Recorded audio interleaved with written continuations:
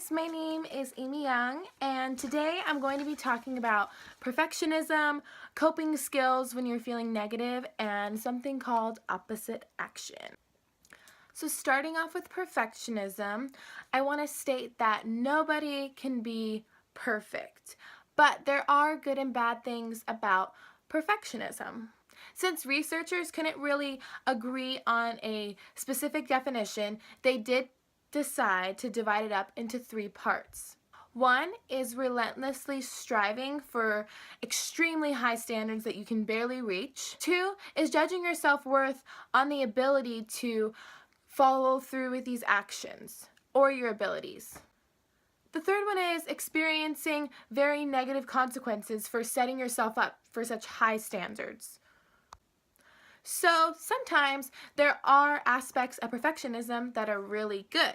I have a list here from my Loma Linda binder that states some good things about being a perfectionist. There are a few things from the list that kind of make you feel good about trying really hard and setting such high standards for yourself. One is you just like doing things well. It makes you feel special. If you do things well and set yourself high up, you feel prepared for every single event.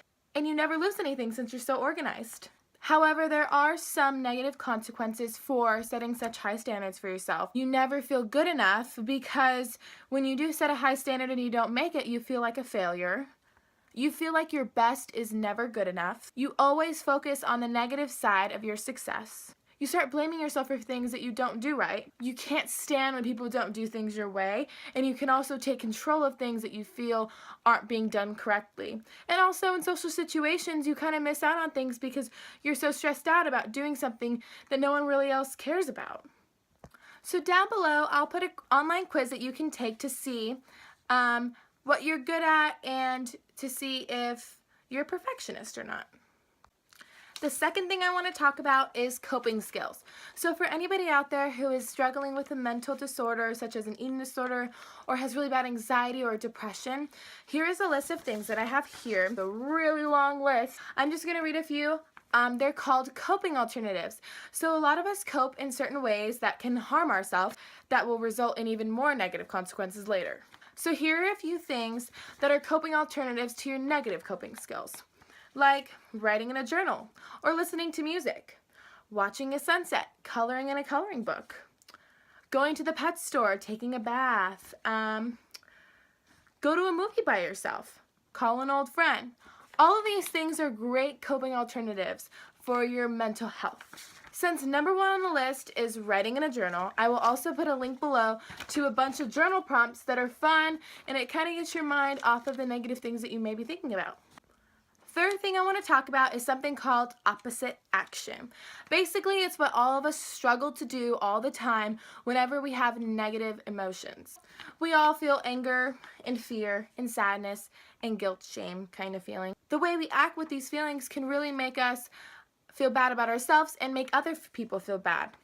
So, here are some opposite actions when you feel these negative emotions.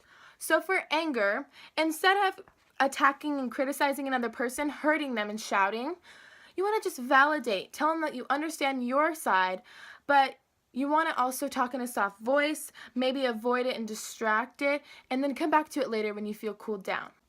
The second thing is fear. Instead of avoiding your fear, it's always better to face your fears.